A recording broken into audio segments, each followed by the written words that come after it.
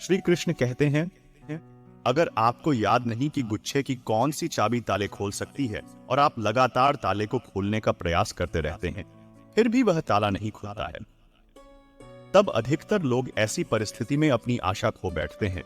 उन्हें लगता है कि चाबी कहीं खो गई है और वे तिलमिला जाते हैं, क्रोधित हो उठते हैं। परंतु उस समय धैर्य रखें, क्योंकि गुच्छे की अंतिम चाबी भी ताला खोल सकती है। इसलिए जीवन में जब भी हिम्मत टूटने लगे तो इस कहानी को याद कर लेना। एक समय की बात है, एक राज्य था। उसके राजा की सभी आसपास के राज्यों के साथ बहुत अच्छी मित्रता थी। सभी का वहां आना जाना लगातार लगा रहता था, इसलिए सभी राज्य उनके लिए आए दिन कुछ ना कुछ भेजते रहते थे। कभी आभूषण हो तो कभी खाने का कुछ हो तो कभी वस्त्र इत्यादि कुछ ना कुछ हमेशा देते रहते थे। एक दिन उनके दरबार में एक विदेशी मेहमान आया और उसने जाते समय राजा की आव भगत से खुश होकर राजा को एक विशेष पत्थर उपहार में दिया। राजा को वह पत्थर बहुत ही अच्छा लगा। राजा ने अपने मंत्री को उस पत्थर से भगवान की मूर्ति बनवाने का आदेश दिया। राजा उस पत्थर से बनी मूर्ति को अपने राज्य मंदिर में लगवाना चाहते थे। राजा की अनुमति लेकर मंत्री राज्य के सबसे अच्छे मूर्तिकार के पास जाता है और उसको पत्थर देकर कहता है कि इससे भगवान की एक अच्छी सी मूर्ति बना दो। इसके बदले में तुमको जो चाहिए वह मिलेगा और साथ ही 700 सोने की मोहर दी जाएगी। यह सुनकर मूर्तिकार बहुत खुश हो जाता है। वह अपनी सभी वस्तुएं और औजार लेकर काम शुरू करता है। वह उस पत्थर पर मारने लगता है जिससे कि उसकी अच्छी सी मूर्ति बना सके। कई बार चोट मारने पर भी वह पत्थर नहीं टूटा। उसने उस पत्थर पर लगभग 50 चोटें मारी, पर वह पत्थर टूटा ही नहीं। अंत में एक चोट और मारकर वह कहता है, अब यह काम मुझसे नहीं होगा। अरे अरे, जब इतनी चोटें खाने के बाद भी यह पत्थर नहीं टूटा, तो अब क्या खाक टूटेगा। वो उस पत्थर को वापस मंत्री को दे देता है और कहता है, क्षमा करें, इसकी मूर्ति नहीं बन सकती। लेकिन मंत्री को तो किसी भी हाल में मूर्ति बनवानी थी। राजा का आदेश जो था। मंत्री उस पत्थर को लेकर दूसरे एक साधारण से मूर्तिकार के पास जाता है। जैसे ही वह मूर्तिकार उस पत्थर पर पहली चोट मारता है तो वह पत्थर टूट जाता है। पत्थर टूट गया तो वह उसकी मूर्ति बनाने लगा। मूर्ति बनाकर उसने मंत्री को दी और बदले में मंत्री ने उसे सोने की मोहर दे दी। अब वह मंत्री जाते जाते एक ही बात सोच रहा था कि अगर उस पहले वाले मूर्तिकार ने एक अंतिम प्रयास और किया होता तो यह सोने की मोहर उसकी हो जाती। यह कहानी हमें क्या सिखाती है कि कई बार हम बहुत मेहनत करते हैं लेकिन फिर भी काम को अधूरा रहने देते हैं, यह सोचकर कि अगर अब तक नहीं हुआ तो आगे भी नहीं होगा। यह शायद मेरे लिए है ही नहीं, यह मेरी किस्मत में ही नहीं है, यह मुझसे नहीं होगा। पर असलियत में आपको एक बार और करने की जरूरत है। अब एक दिन मेहनत और करने की जरूरत है। एक दिन धैर्य और रखने की जरूरत है। शायद जिस वक्त आप उस काम को त्याग रहे हो उसके अगली ही बार वह काम हो जाए और हम उसे त्याग देते हैं। अपने गोल्स को भी त्याग देते हैं, अपने सपनों को त्याग देते हैं, अपनी जीत को त्याग देते हैं। साथियों, कुछ समय तक आपका काम नहीं हुआ, इसका मतलब यह नहीं है कि आप रुक जाए या हार मान ले, क्योंकि मेहनत अपना असर जरूर दिखाती है। किसी को जल्दी तो किसी को देर से पर असर दिखाती जरूर है। तो हारो मत, बस मेहनत करते रहो, नए नए तरीके ढूंढते रहो जिससे आपका काम हो जाए, जिससे आपको आपके फल मिल जाए, जिससे आप सफल हो जाए। क्योंकि अगर आप रुक गए तो वह जो सोने की मोहरें हैं ना वह कोई और ले जाएगा। साथियों, जीवन में अगर आपको कठिनाइयां मिल रही है तो घबराइए नहीं, क्योंकि वो हमें गुलाब की तरह खिलना चाहते हैं तो कांटों से तालमेल की कला सीखनी ही होगी। कमल को देखा है ना, गंदगी में भी कितनी शान से लहराता है। बस यही तो है जीवन के साथ तालमेल की कला। जो जा रहा है उसे जाने दो। वह आज रुक भी गया तो कल चला ही जाएगा। आप जितने सरल, सीधे और नरम दिल के रहोगे उतना ही चतुर और बेईमान लोगों द्वारा डरा दिए जाओगे। जिंदगी में सब कुछ दोबारा मिल सकता है, पर समय के साथ खोया हुआ रिश्ता और भरोसा दोबारा नहीं मिलता। भरोसा उसी पर करना जो निभाने के लायक हो क्योंकि कुछ पल का साथ तो अर्थी उठाने वाले भी दे दिया करते हैं। सच्चे लोगों पर भी उतना ही विश्वास रखिए जितना औषधियों पर रखते हैं। बेशक खराब होंगे, पर आपके लिए फायदेमंद होंगे। उन लोगों से तो दूरियां ही ठीक है जिन्होंने आपकी नजदीकियों की कभी कदर नहीं की। महान वही होता है जो छोटों के दर्द को समझ सके। कौन क्या कर रहा है, कैसे कर रहा है, क्यों कर रहा है, इन सब से आप जितना दूर रहेंगे उतना ही खुश रहेंगे। हर रिश्ते की अलग अलग सीमाएं होती हैं, लेकिन बात जब आत्मसम्मान की हो तो वहां पर हर रिश्ता समाप्त कर देना ही उचित रहता है। सुबह की नींद इंसान के इरादों को कमजोर बनाती है। मंजिल को हासिल करने वाले लोग कभी देर तक नहीं सोते। मदद एक ऐसी घटना है, करो तो लोग भूल जाते हैं और ना करो तो लोग याद रखते हैं। इंसान दो लोगों से हमेशा हार जाता है, एक अपने परिवार से, दूसरा अपनी पसंद के इंसान से। मूर्ख इंसान अपना तो नुकसान करता ही है, लेकिन जो उनकी मदद करता है उसका भी नुकसान करता है। जीवन में इतने व्यस्त हो जाओ कि पछतावा, दुख, नफरत और डर के लिए समय ही ना बचे। कोई भरोसा खत्म करे तो उसका भी धन्यवाद करें, क्योंकि वह हमको सिखाते हैं कि भरोसा भी सोच समझकर करना चाहिए। जीवन में सुख शांति चाहते हैं तो अपनी समस्याओं और आलोचनाओं को खुद पर हावी न होने दें। जन्म से मिले रिश्ते तो प्रकृति की देन है, लेकिन खुद के बनाए रिश्ते आपकी पूंजी है, इन्हें संभाल कर रखिए। किसी व्यक्ति के गुणों और दोषों का निर्धारण करने से पूर्व अपनी दृष्टि को निष्पक्ष और पारदर्शी बनाना आवश्यक होता है। किसी को अपनी कमजोरी मत बताओ, क्योंकि अक्सर लोग दूसरों की कमजोरी का फायदा उठा लेते हैं। जिंदगी में दो लोगों को कभी भूलना मत, एक वो जिसने तकलीफ दी हो और दूसरा वह जिसने तकलीफ में साथ दिया हो। भगवान श्री कृष्ण कहते हैं, तू मन छोटा मत किया कर, जहां तेरे अपने मुंह फेर लेंगे वहां मैं तुम्हारा साथ दूंगा। तू किसी के आगे इतना भी मत झुक कि वह तुम्हें गिरा हुआ समझने लग जाए। लोग तुम्हारी कदर तभी करेंगे जब तुम उन्हें उन्हीं की तरह नजरअंदाज करना सीख जाओगे। दीपक का जीवन इसलिए वंदनीय नहीं है कि वह जलता है, बल्कि इसलिए वंदनीय है कि वह दूसरों के लिए चलता है। कामयाबी और नाकामयाब दोनों जिंदगी के हिस्से हैं, दोनों ही स्थायी नहीं। जिंदगी की आधी शिकायतें यूं ही दूर हो जाएंगी अगर लोग एक दूसरे के बारे में उल्टा बोलने की जगह एक दूसरे से बोलना सीख जाएंगे। विश्वास किसी पर इतना करो कि वह तुम्हारे साथ छल करते समय खुद को दोषी समझे, और प्रेम किसी से इतना करो कि उसके मन में सदैव तुम्हें खोने का डर बना रहे। चारों वेदों का अर्थ नहीं भी जानो तो कोई बात नहीं, लेकिन समझदारी, जवाबदारी, वफादारी और ईमानदारी, इन चार शब्दों का मर्म जान लो तो भी जीवन सार्थक हो जाएगा। बुद्धियुक्त पुरुष पुण्य और पाप दोनों को इसी लोक में त्याग देता है, अर्थात उनसे मुक्त हो जाता है। भगवान श्री कृष्ण कहते हैं कि हे मानव, तुम अपने जीवन को सार्थक बना सकते हो, लेकिन इसके लिए तुम्हें मेरी शरण में आना होगा। अगर तुम्हें मेरी बातें अटपटी लगती है तो तुम्हें अपने नजरिए को बदलने की जरूरत है। अभी तुम चीजों को उस तरह से नहीं देखते जिस तरह मैं देखता हूं। अगर एक बार तुमने मुझ पर विश्वास कर लिया तो तुम्हें जीवन में कभी निराश नहीं होने दूंगा। एक बार जो मुझ पर विश्वास कर लेता है उसका साथ मैं कभी नहीं भूलता। जो व्यक्ति मेरे भक्तों के साथ धोखा करता है उसके लिए मैं सबसे बड़ा शत्रु हूं। अगर किसी ने मेरे भक्त को एक बार भी धोखा दिया तो जन्मों जन्मों तक मैं उसका उद्धार नहीं करता हूं। मैं हर दिल को एक मंदिर की तरह देखता हूं।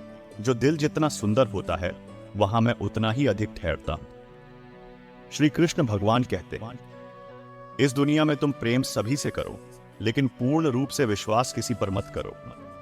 अगर तुमको भरोसा करना है तो केवल परमात्मा पर करो। जब भी तुम किसी कार्य की शुरुआत करोगे तो स्वाभाविक रूप से तुमको असफलता मिल सकती है। कई बार तुम गिर भी सकते हो, लेकिन इसका मतलब यह नहीं होना चाहिए कि तुम उस काम को करो ही नहीं। एक समय आएगा जब तुम परिपूर्ण हो जाओगे और तुम्हारे सभी काम सफल हो जाएंगे। इस काम में मैं हमेशा तुम्हारे साथ रहूंगा। मैं तुम्हारे हर कर्म में साथ दूंगा। तुम्हारा जो दिल करे उसको करो, लेकिन नम्रता और सरलता के साथ, अहंकार के साथ। हमेशा शांत रहे, इससे आप अपने जीवन में खुद को बहुत मजबूत पाएंगे, क्योंकि लोहा ठंडा होने पर ही मजबूत होता है, पर गर्म होने पर उसे किसी भी आकार में ढाला जा सकता है। किसी विपत्ति के समय आपको यह 7 गुण बचाएंगे: आपका ज्ञान, आपकी विनम्रता, आपकी बुद्धि, आपके भीतर का साहस, आपके अच्छे कर्म, सच बोलने की आदत और ईश्वर में विश्वास। आत्मा हमेशा जानती है कि सही क्या है और गलत क्या है, लेकिन मनुष्य के सामने चुनौती तो मन को समझने की होती है। मुश्किल समय में व्यक्ति अकेला हो जाता है, लेकिन मुश्किलों की वजह से वही व्यक्ति मजबूत हो जाता है। जो आपको सम्मान दे, उसी को सम्मान दीजिए। हैसियत देखकर सर झुकाना कायरता का लक्षण है। हे अर्जुन, जो ना कभी हर्षित होता है, ना किसी से द्वेष करता है, ना शोक करता है, ना कामना करता है, जो शुभ और अशुभ संपूर्ण कर्मों का त्यागी है, वह ज्ञानी मनुष्य मुझे अति प्रिय है। मुझे पाने के 3 तरीके हैं: ध्यान योग, ज्ञान योग और कर्म योग, और इन सब में कर्म योग सबसे प्रधान है। जिस प्रकार मनुष्य अपने पुराने वस्त्रों का त्याग कर नए वस्त्र धारण करता है, ठीक उसी प्रकार आत्मा पुराने शरीर को त्याग कर नए शरीर को धारण करती है। यही प्रकृति का नियम है। इस सत्य को स्वीकार करके भय मुक्त होकर आज में जीना चाहिए। श्री कृष्ण कहते हैं, जो इंसान सिर्फ खुद के लिए जीता है, उसका एक दिन मरण होगा, और जो इंसान दूसरों के लिए जीता है, उसका सदैव स्मरण होगा। दूसरों को नियंत्रित करने वाला शक्तिशाली हो सकता है, लेकिन स्वयं को नियंत्रित करने वाला उससे भी अधिक शक्तिशाली होता है। जो आप पाना चाहते हैं मांगने से नहीं मिलेगा, आपको उसके लायक बनना होगा। अहंकार मनुष्य से वह सब कुछ करवाता है जो अंत में उसी के विनाश का कारण बनता है। इसलिए जीवन में जितना जल्दी हो सके अपना अहंकार त्याग दे। कुएं में उतरने के बाद बाल्टी झुकती है, लेकिन झुकने के बाद भरकर ही निकलती है। जीवन भी कुछ ऐसा ही है। जो झुकता है वह अवश्य ही कुछ ना कुछ लेकर ही उठता है। यही जिंदगी जीने का सार है। कर्म तेरे अच्छे है तो किस्मत तेरी दासी है। नीयत तेरी अच्छी है तो घर में मथुरा काशी है। हमेशा याद रखें, जो होता है अच्छे के लिए होता है। कभी कभी विपरीत परिस्थितियां हमारी वर्तमान स्थिति को अच्छा करने के लिए आती है। गीता में श्री कृष्ण ने कहा है कि मनुष्य को फल की इच्छा छोड़ डालकर कर्म पर ध्यान देना चाहिए। मनुष्य जैसा कर्म करता है, उसे फल भी उसी के अनुरूप मिलता है। इसलिए व्यक्ति को अच्छे कर्म करते रहना चाहिए। हमारा मन ही हमारे दुखों का कारण होता है। ऐसे में श्री कृष्ण ने गीता में कहा है कि जिस व्यक्ति ने अपने मन पर काबू पा लिया, वह मन में पैदा होने वाली बेकार की चिंताओं और इच्छाओं से भी दूर रहता है। साथ ही व्यक्ति को अपने लक्ष्य को भी आसानी से प्राप्त कर लेता है। क्रोध में व्यक्ति नियंत्रण खो बैठता है और आवेश में आकर गलत कार्य कर देता है। यहां तक कि कभी कभी गुस्से में व्यक्ति खुद का अहित कर बैठता है। गीता में श्री कृष्ण ने बताया है कि क्रोध को खुद पर हावी नहीं होने देना चाहिए। यदि गुस्सा आए तो स्वयं को शांत रखने का प्रयास करें। कामयाब होना है तो एक बात गांठ बांध लो, पांव भले ही फिसल जाए लेकिन जुबान कभी नहीं फिसलनी चाहिए। परिवार को मालिक बनकर नहीं बल्कि माली बनकर संभालो, क्योंकि जो ध्यान तो सबका रखता हो पर अधिकार किसी पर नहीं जताता हो। श्री कृष्ण कहते हैं, आलसी व्यक्ति कभी सफल नहीं हो सकता। जिसको जीवन में आराम करना बेहद प्यारा है, उसे मेहनत करना अच्छा नहीं लगता। भला वह व्यक्ति कैसे सफल हो सकता है? इसलिए अगर आप कोई काम करना चाहते हैं तो अभी से आलस को त्याग दीजिए। अपने काम को कभी कल पर नहीं टालना चाहिए, क्योंकि ऐसा व्यक्ति समय को महत्वपूर्ण ना समझकर उसे व्यर्थ ही गवाता है और अंत में उसके पास कुछ भी करने के लिए समय नहीं बचता। साथियों, जरा सोचिए, एक गलत पासवर्ड से अगर आपका मोबाइल नहीं खुल सकता तो गलत तरीके से जीवन जीने से खुशियों के दरवाजे भला कैसे खुलेंगे? दूसरों की जिंदगियों में झांकने से कुछ नहीं मिलने वाला। यकीन मानिए, आपकी जिंदगी में भी ऐसा बहुत कुछ है जो इंतजार कर रहा है कि आप अपनी जिंदगी में झांकें। गीता के अनुसार व्यक्ति को संदेह या संशय का स्थिति में नहीं रहना चाहिए। जो लोग संशय का स्थिति में रहते हैं उनका भला नहीं हो सकता है। जीवन में स्पष्ट नजरिया होना चाहिए। श्री कृष्ण कहते हैं, वह किसी के भाग्य के निर्माता नहीं है, व्यक्ति खुद अपना भाग्य लिखता है। आप जैसा बीज बोएंगे, आप वैसी ही फसल काटेंगे। आप जैसा कर्म करेंगे, आपको वैसे ही परिणाम मिलेंगे। यदि विद्यार्थी मन लगाकर मेहनत करेंगे तो परीक्षा में अवश्य सफल होंगे। इसलिए हर व्यक्ति का भाग्य भी तभी बदलेगा जब वह अपना कर्म करेगा। संदेह से परे होकर जब आप भगवान से प्यार करते हैं तो आप हर चीज से प्यार करते हैं। संसार में सबसे ताकतवर व्यक्ति वही होता है जो धोखा खाने के बाद भी लोगों की भलाई करना नहीं भूलता।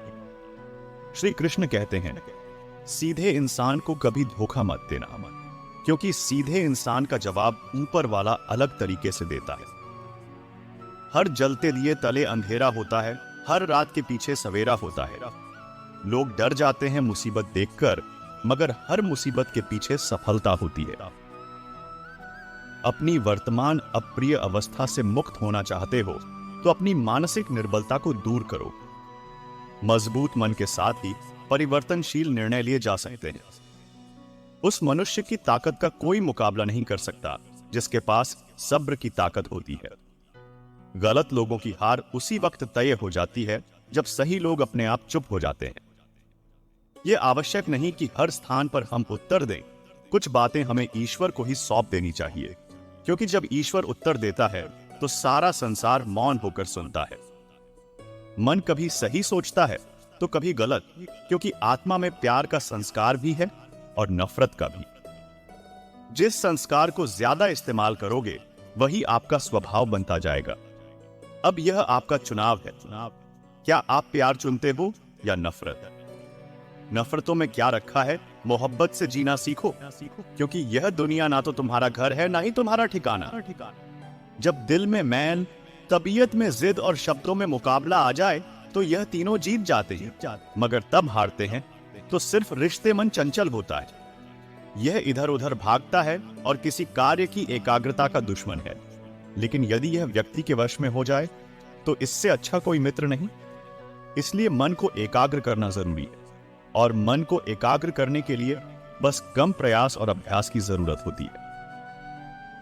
श्री कृष्ण कहते हैं, कोई भी मौका दे तो उसे धोखा मत देना, और कोई धोखा दे तो उसे दोबारा मौका मत देना।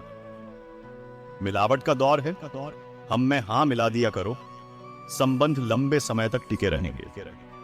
आप कितने भी अच्छे हो, चाहे आप कितना भी अच्छा काम कर लो, पर एक बात हमेशा याद रखना, जो आपको गलत समझता है वह मरते दम तक आपको गलत ही समझेगा। भगवान इंसान की गलतियां माफ करता है, चालाकियां नहीं। जो होकर भी ना हो उसका होना कैसा? अगर रिश्ता बस नाम का हो तो फिर रोना कैसा? भगवान कहते हैं, मेरे लिए ना तो कोई घृणित है, ना कोई प्रिय, ना कोई मित्र है, ना ही कोई शत्रु, ना कोई निर्धन है और ना ही कोई धनी। बस जो भक्ति भाव के साथ मुझे याद करते हैं मैं उनका हूं, और वह मेरे किसी भी व्यक्ति के अपने जीवन में सफल ना होने का सबसे मुख्य कारण होता है। जीवन में वही व्यक्ति सफल होता है जिसे खुद पर भरोसा हो। जिस व्यक्ति को खुद पर भरोसा नहीं होता वह कभी सफल नहीं हो सकता। एक बार दानवीर कर्ण ने भगवान श्री कृष्ण से अपनी व्यथा सुनाई और कहा, हे कृष्ण, जब मैं पैदा हुआ तब मेरी मां ने मुझे त्याग दिया। इसमें मेरा क्या अपराध था? द्रोणाचार्य ने मुझे शिक्षा देने से मना कर दिया, क्योंकि वह मुझे क्षत्रिय नहीं मानते थे। इसमें भी मेरा क्या अपराध? और द्रौपदी के स्वयंवर में मुझे अपमानित किया गया, क्योंकि मैं राज परिवार का हिस्सा नहीं। भला इन सब में मेरा क्या अपराध था? जवाब में श्री कृष्ण ने कहा, हे कर्ण, जरा ध्यान से सुनो। जब मेरा जन्म हुआ तब मैं कारागार में था, और मेरे पैदा होते ही मेरी मृत्यु मेरी प्रतीक्षा कर रही थी। जिस रात मेरा जन्म हुआ था उस रात मुझे मेरे माता पिता से अलग हुआ, और मुझे हर वह काम करना था जो एक गरीब परिवार में करना होता है। गायों का गोबर मैं अपने हाथ से उठाता था। जब मैं चल नहीं सकता था तब मुझ पर प्राण घातक हमले किए गए। मुझे मारने की बार बार कोशिशें की गई। मेरे पास बचपन में ना तो शिक्षा थी, ना ही महल, ना कोई गुरुकुल था, ना ही कोई विशाल सेना था। लेकिन तब भी मेरे मामा मुझे उनका सबसे मोटा शत्रु मानते थे। जो मनुष्य अपनी आत्मा की बात सुन सकता है वह मुझसे बात कर सकता है और देख भी सकता है। जो व्यक्ति मुझे हर चीज में देखता है और मेरे होने के एहसास को अनुभव करता है, वह मेरा सच्चा भक्त है। ऐसे भक्तों से मुझे प्रेम है। ऐसा कोई नहीं है जिसका सदियों से अस्तित्व है, और ना ही ऐसा कोई है जिसका सदियों बाद अस्तित्व रहेगा। यह कुछ भी स्थायी नहीं होता। मैं सभी के घरों में निवास करता हूं। मेरी ऊर्जा सभी जगह समान रूप से वितरित है। जो मुझे पहचान लेता है उसको मैं भक्ति रस प्रदान करता रहता हूं। दुनिया का सबसे बड़ा पापी भी अगर समर्पण के साथ मेरी सच्ची उपासना करे तो मैं उसको भी शुद्ध कर देता हूं। कुछ लोग अपने विवेक से मुझे अपना बनाते हैं, कुछ लोग ज्ञान से, कुछ लोग कर्म से, कुछ योग से। तुम मुझे किस रूप में प्राप्त करना चाहते हो, यह पूरी तरह तुम्हारे ऊपर है। तुम मुझे जिस रूप में बुलाओगे मैं उसी रूप में हाजिर हो जाऊंगा। तुम मेरे प्रति सदा चौकस रहो, मेरी उपासना करो, अपने हर एक काम के लिए मेरा स्मरण करो। मैं वादा करता हूं तुम मेरे प्रिय बने रहोगे। वे मूर्ख हैं जो प्रेम को बकवास कहते हैं। प्रेम इस संसार की मूल है, इसी से संसार बना है। रिश्तों में नियमित दूरियां रिश्तों को बनाती है और अनियमित दूरियां रिश्तों को बिखेर देती है। मनुष्य अपने विश्वास से निर्मित होता है। जैसा वह विश्वास करता है वैसा ही वह बन जाता है। श्री कृष्ण कहते हैं, धर्म के लिए बोलना सीखो, अधर्मी का काल बनना सीखो और अपनों के लिए त्याग करना सीखो। सत्य हमेशा पानी में तेल की एक बूंद के समान होता है। कितना भी असत्य का पानी डाले वह हमेशा ऊपर ही तैरता है। अपने जीवन में कभी भी ना किसी को आनंद में वचन दो, ना क्रोध में उत्तर दो और ना ही दुख में कभी निर्णय लो। अपना काम बनाने के लिए लोग आपकी तारीफ करेंगे, आपसे सच्चे रिश्ते बनाने की कोशिश करेंगे, लेकिन उनके व्यवहार को सच मानकर अगर आप फंस जाएंगे तो आगे चलकर आपको ही नुकसान होगा। अक्सर आपको चोट वही लोग पहुंचाते हैं जो आपके अपने होते हैं, जो आपके दिल के ज्यादा करीब होते हैं। गीता का यह सबसे महत्वपूर्ण ज्ञान है, क्योंकि महाभारत की लड़ाई पराये लोगों में नहीं थी, यह एक परिवार की लड़ाई थी। चाहे आप किसी की मदद करो या मत करो, लेकिन जानबूझकर कभी किसी का दिल नहीं दुखाना चाहिए, क्योंकि जब किसी का दिल आपकी वजह से दुखता है तो हमेशा याद रखना कि आपको भी वह दर्द एक दिन जरूर मिलेगा। कभी भी किसी भी चीज की अति नहीं करनी चाहिए, क्योंकि किसी भी चीज की अति आपको ही नुकसान पहुंचाएगी। इसलिए जीवन को संतुलन के साथ जीना चाहिए। जो आपके साथ अधर्म करे, पाप करे, गलत करे, उसे सजा जरूर देनी चाहिए। अगर आप उसे सहते हैं तो वह आपके साथ और गलत करता रहता है और आप उससे भी ज्यादा पाप के भागीदार बन जाएंगे। इसलिए ज्ञानी व्यक्ति को चाहिए कि वह अपने साथ हो रहे गलत का विरोध करना सीखे। जीवन में कभी वह मत करो जो लोग कहते हैं, हमेशा वही करो जो तुम्हारे लिए सही है। भगवान श्री कृष्ण कहते हैं, जो इंसान अपनी रक्षा खुद नहीं कर सकता या फिर अपनी रक्षा करने का प्रयास भी नहीं करता, ऐसे मनुष्य की रक्षा भगवान भी नहीं करते। बुरा इंसान कभी अपनी बुराई नहीं त्यागता।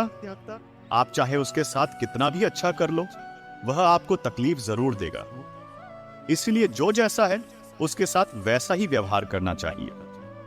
जो इंसान समय की कदर नहीं करता, समय भी उस इंसान की कदर कभी नहीं करता, और वैसा इंसान जीवन में कभी भी सुख, शांति और सफलता को प्राप्त नहीं कर पाता है। संगति का मनुष्य के जीवन पर बहुत गहरा प्रभाव होता है। अच्छा इंसान अगर बुरे लोगों की संगत में रहेगा तो वह भी एक दिन बुरा बन जाएगा। इसलिए हमेशा अच्छे लोगों की संगत में रहे। इस दुनिया में परमात्मा के सिवा किसी को अपना मत समझो, यहां कोई अपना नहीं है। क्योंकि जब दुनिया के सारे रास्ते बंद हो जाते हैं तो ईश्वर की तरफ जाने वाला रास्ता हमेशा खुला रहता है। हमेशा शक करने वाला व्यक्ति कभी शांति प्राप्त नहीं कर पाता है।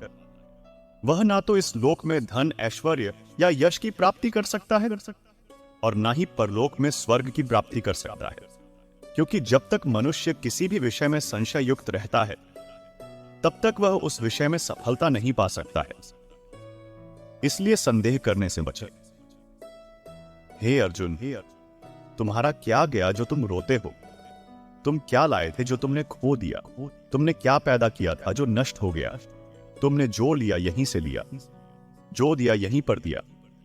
जो आज तुम्हारा है कल किसी और का होगा। क्योंकि परिवर्तन ही संसार का नियम है और समय के साथ संसार में हर चीज परिवर्तन के नियम का पालन करती है।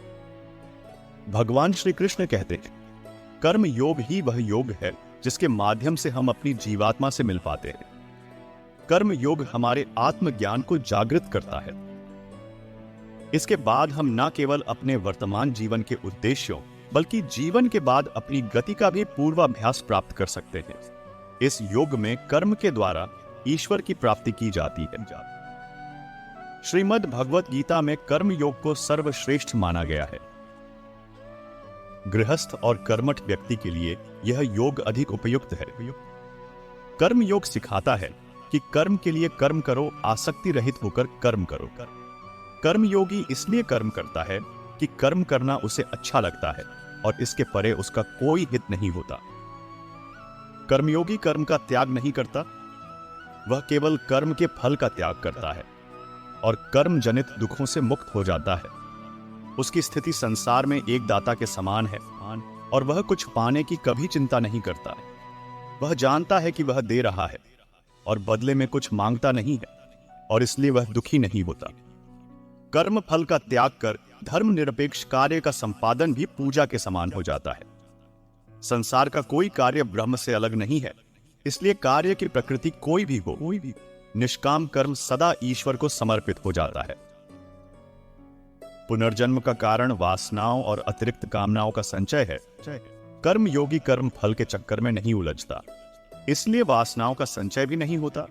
इस प्रकार का कर्मयोगी पुनर्जन्म के बंधनों से भी मुक्त हो जाता है। भगवान श्री कृष्ण कहते हैं, मनुष्य का मन वायु की तरह चंचल है। यह मन ही है जो मनुष्य को काम वासनाओं की तरफ भटका रहता है। अगर जीवन को सफल बनाना है तो मन पर काबू करना बहुत जरूरी है। मन को वश में करने से दिमाग की शक्ति केंद्रित होती है, जिससे कार्यों में सफलता मिलने लगती है। गीता के जिस व्यक्ति ने अपने मन पर काबू पा लिया, वह मन में पैदा होने वाली बेकार की चिंताओं और इच्छाओं से भी दूर रहता है। साथ ही व्यक्ति अपने लक्ष्य को भी आसानी से प्राप्त कर लेता है। अगर मन को वश में नहीं करोगे तो वह तुम्हारा सबसे मोटा शत्रु बन जाएगा। भगवान कहते हैं, जो मनुष्य सुख और दुख में शांत रहता है, जिसके राग भय और क्रोध नष्ट हो गए हैं, जो मनुष्य शुभ और अशुभ वस्तु को पाकर न प्रसन्न होता है न द्वेष करता है, जिन्होंने अपनी इंद्रियों को वश में कर लिया है, वह स्थिर बुद्धि मनुष्य मुनि के समान है। ऐसा मनुष्य स्थिर चित्त और इंद्रियों को वश में करके ज्ञान द्वारा परमात्मा को प्राप्त करके हमेशा संतुष्ट रहता है। क्रोध मनुष्य को नरक की ओर ले जाने वाला द्वार है। क्रोध करने से व्यक्ति का मन अशांत हो जाता है और उसकी स्मरण शक्ति भ्रमित हो जाती है। स्मृति में विभ्रम होने से उसकी बुद्धि नष्ट हो जाती है और फिर व्यक्ति का पतन हो जाता है। भगवान श्री कृष्ण कहते हैं, मनुष्य को क्रोध करने से बचना चाहिए। कितना भी गुस्सा आए, स्वयं को शांत रखने का प्रयास करें। श्री भगवान कहते हैं, जिस प्रकार समुद्र की स्थिति अचल है, भारी से भारी आंधी तूफान आने पर भी या अनेक नदियों के जल प्रवाह उसमें प्रविष्ट होने पर भी वह अपनी स्थिति से विचलित नहीं होता, मर्यादा का त्याग नहीं करता, उसी प्रकार परमात्मा के स्वरूप में स्थित योगी की स्थिति भी सर्वथा अचल रहती है। सभी सांसारिक सुखों दुखों का सहयोग वियोग होने पर भी उसकी स्थिति में जरा भी अंतर नहीं होता। वह योगी परमात्मा में नित्य निरंतर अटल और एक रस स्थिर रहता है, जो मनुष्य संपूर्ण कामनाओं का त्याग कर ममता रहित, अहंकार रहित और मोह रहित होकर विचरण करता है। वही मनुष्य शांति को प्राप्त कर पाता है। जिस प्रकार प्रकाश की ज्योति अंधेरे में चमकती है, ठीक उसी प्रकार सत्य भी चमकता है। इसलिए व्यक्ति को सदैव सत्य के मार्ग पर चलना चाहिए। सत्य कभी दावा नहीं करता कि मैं सत्य हूं, लेकिन झूठ हमेशा दावा करता है कि सिर्फ मैं ही सत्य हूं। इस संपूर्ण संसार में कोई भी व्यक्ति महान नहीं जन्मा होता है, बल्कि उसके कर्म ही उसे महान बनाते हैं। यह बात इतनी महत्वपूर्ण नहीं है कि जीवन में कितनी बार अपमानित होना होता रहा है, पर यह महत्वपूर्ण है कि आप उस अपमान का जवाब कैसे दे रहे हैं। आपके पास ज्ञान है जिसका आप इस्तेमाल कर रहे हैं या नहीं, और इन सब चुनौतियों को पार करके कैसे आप आगे जाते हैं, यह बात सबसे अधिक महत्वपूर्ण है। तकलीफों और दुख में सब्र से काम लिया करो, क्योंकि सोने को आग से आजमाया जाता है। और इंसान को तकलीफों और दुख से कभी यह मत सोचिए कि आप कुछ भी नहीं है। कभी यह भी मत सोचिए कि आप सब कुछ है।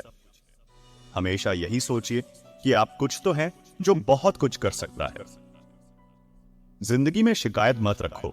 सोचो कि जो कुछ मिला बेहतरीन मिला, और जो ना मिल सका तो बेहतर ही हुआ। जब जिंदगी में सुकून कम हो जाए तो प्रार्थनाओं का वक्त ज्यादा लो और ईश्वर से बात करो। अपने दुखों से निकलने का रास्ता उन्हीं से मांगो। भगवान तब भी आपकी प्रार्थना सुनते हैं जब आपके पास उनसे बोलने के लिए शब्द भी नहीं होते। जो प्रयास करना नहीं जानते उन्हें हर समस्या मोटी ही लगती है। इंसानियत दिल में होती है, हैसियत में नहीं।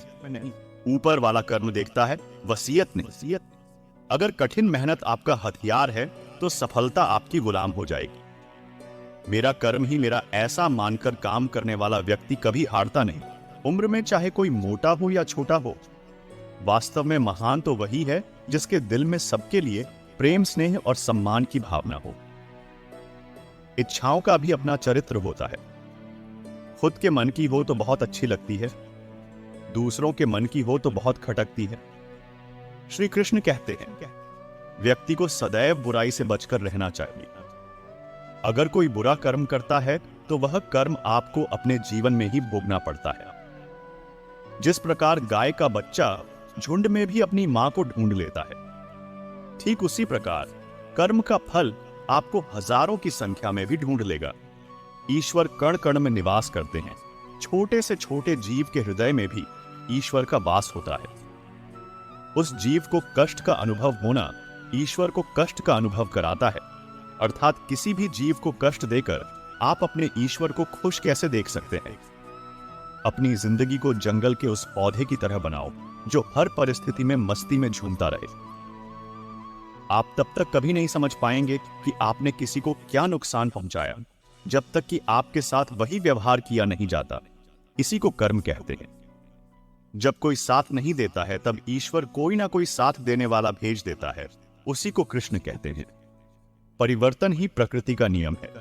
इसलिए जो पीछे छूट गया उसका शोक मनाने की जगह जो आपके पास है उसका आनंद उठाना सीखिए। किसी से किसी भी तरह की प्रतिस्पर्धा की आवश्यकता नहीं है। आप स्वयं में जैसे हैं एकदम सही है। स्वयं को स्वीकारें। जीवन मिलना भाग्य की बात है, मृत्यु होना समय की बात है। परंतु मृत्यु के बाद भी लोगों के हृदय में जीवित रहना, यह तो अपने कर्मों की बात है।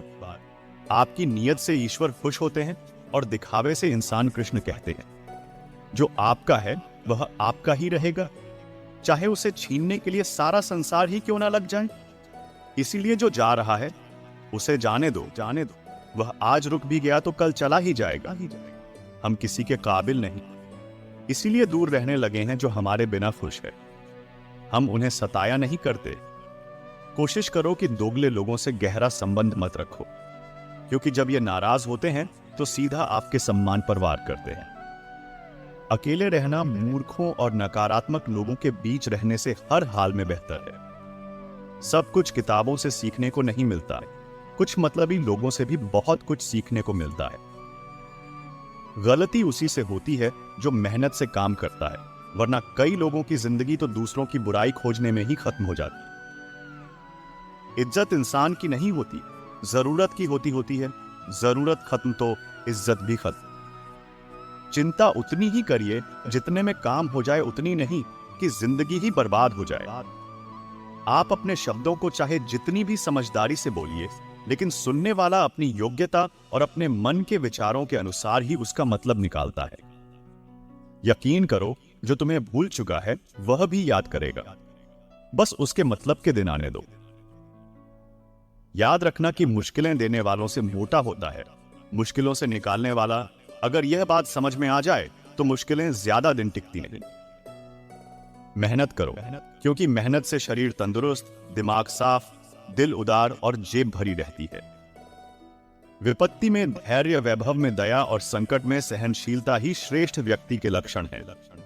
हमें क्या करना है और कैसे करना है, इसका बेहतर फैसला करने के लिए सबसे पहले यह जानना बहुत जरूरी होता है कि हम कहाँ हैं और किधर जा रहे हैं। हिम्मत करनी है तो चुनौतियों को स्वीकार करो। सफलता तुम्हारे कदम चूमेगी, बस प्रयास करो। लोग तुम्हारी बुराई करते हैं तो वह करेंगे चाहे तुम अच्छा करो या बुरा, इसलिए शांत रहकर अपना कर्म करते रहो। निंदा से मत घबराओ। निंदा उसी की होती है जो जिंदा है, तारीफ तो सिर्फ मरने के बाद ही होती है। जो व्यक्ति कृष्ण का दास हो जाता है वह अपने आराध्य से ऐसे दिन ना दिखाने की कामना करता है जब उसमें गुरूर आ जाए। वह तो कृष्ण का सेवक बनकर ही जीवन को सफल बनाना चाहता है। श्री कृष्ण कहते हैं, जो व्यक्ति सदैव हंसता खेलता मुस्कुराता रहता हो, अगर वह अपने स्वभाव से भिन्न हो जाए अर्थात चुप गुमसुम और उदास रहने लगे तो समझना उसके हृदय में कोई दर्द है। उस दर्द ने उसे कमजोर बना दिया है। आपकी उपस्थिति से कोई व्यक्ति स्वयं के दुख भूल जाए तो यही आपकी उपस्थिति का महत्व है। प्रसन्नता की अभिव्यक्ति कहीं भी की जा सकती है, परंतु तकलीफ की अभिव्यक्ति करने के लिए कोई खास अपना चाहिए होता है। जिस व्यक्ति के पास संपूर्ण धन दौलत ऐश्वर्य वैभव सब है मगर संतुष्टि नहीं है, उसके लिए उस दौलत का कोई अर्थ नहीं, क्योंकि वह व्यक्ति सदैव असंतुष्टि की स्थिति में रहता है। जिसके पास संतुष्टि है वह थोड़े में भी संतुष्ट रहता है। जब आप कोई बुरा कार्य करते हो या कोई अच्छा कार्य करते हो और आपको लगता है कि कोई देख नहीं रहा है, लेकिन आप यह क्यों भूल जाते, आप जो कुछ भी कर रहे हैं भगवान की दृष्टि सदैव आप पर बनी हुई है। इसलिए आप यह ना समझे कि आप अकेले हैं, भगवान सदैव आपके साथ होते हैं। बांसुरी ना स्वर्ण की होती है न रत्न की, परंतु इनके स्वर हर किसी के मन को अपनी ओर खींच लेते हैं। वैसे ही जब मनुष्य की वाणी और कर्म सुंदर हो तो उसे बाहरी बनावट की आवश्यकता नहीं होती। बांसुरी की तरह वह भी ईश्वर को प्रिय होता है। अगर आपकी समस्या जहाज जितनी मोटी है तो भूले नहीं, प्रभु की कृपा सागर जितनी मोटी है, प्रसन्नता पाने के लिए बहुत कुछ एकत्र करना होता है। ऐसा हम समझते हैं, किंतु वास्तविकता में प्रसन्नता के लिए बहुत खोना होता है, ऐसा अनुभव कहता है। मनुष्य या कोई जीव अपने भाग्य का निर्माता खुद होता है। जो जैसा कर्म करता है उसका वैसा ही भाग्य बन जाता है। परम सौभाग्यशाली वे होते हैं जिनके पास भोजन के साथ भूख भी हो, बिस्तर के साथ नींद भी हो, धन के साथ धर्म भी हो और विशिष्टता के साथ शिष्टता भी हो। दृढ़ इच्छा शक्ति वह शस्त्र है जिसके साथ तुम्हारे ध्यान और क्षमता में आश्चर्यजनक परिवर्तन आता है। कहते हैं मन के हारे हार है और मन के जीते जीत, अर्थात जिस प्रकार सकारात्मक विचारों से सफलता मिलती है, ठीक उसी प्रकार नकारात्मक विचार असफलता की मार्ग की ओर अग्रसर करते हैं। क्योंकि जैसा हम सोचते हैं वैसा ही हम बन जाते हैं और अपने विचारों के माध्यम से ही हमें नकारात्मक और सकारात्मक परिणाम मिलते हैं। इसलिए अपनी सोच को हमेशा सकारात्मक रखें। मनुष्य ही एक ऐसा प्राणी है जो कर्म करता है, इसलिए कर्म करना प्रत्येक व्यक्ति का धर्म भी है। कर्म करने वाला व्यक्ति ही कर्मवीर कहलाता है, इसलिए कर्म करते रहना खाली बैठने से बेहतर होता है। जरा ध्यान कीजिए, कलयुग चल रहा है, इसलिए यह विचार दिल से निकाल दीजिए कि बिना मतलब के कोई आपसे रिश्ता रखेगा। अपने पास ऐसा जरूर कुछ बचा कर रखिए कि लोग उसे पाने के लिए आपसे मिले रहे। खुद को खाली मत होने देना, क्योंकि लोग खाली चीजों को कचरे के डिब्बे में डाल देते हैं। जरा सोचिए, जब जन्म और मृत्यु दोनों ईश्वर की मर्जी से होते हैं तो इन दोनों के बीच की व्यवस्थाएं हमारी मर्जी से कैसे हो सकती हैं? जीवन में जब भी हम कुछ बुरा कर रहे हैं और हमें लगता है कि हम किसी दूसरे के साथ ऐसा कर रहे हैं, यह हमारी भ्रांति होती है। वास्तव में बुरा तो हम अपने ही साथ कर रहे हैं, क्योंकि हमारे कर्मों का अंतिम फल हमें ही भोगना होता है।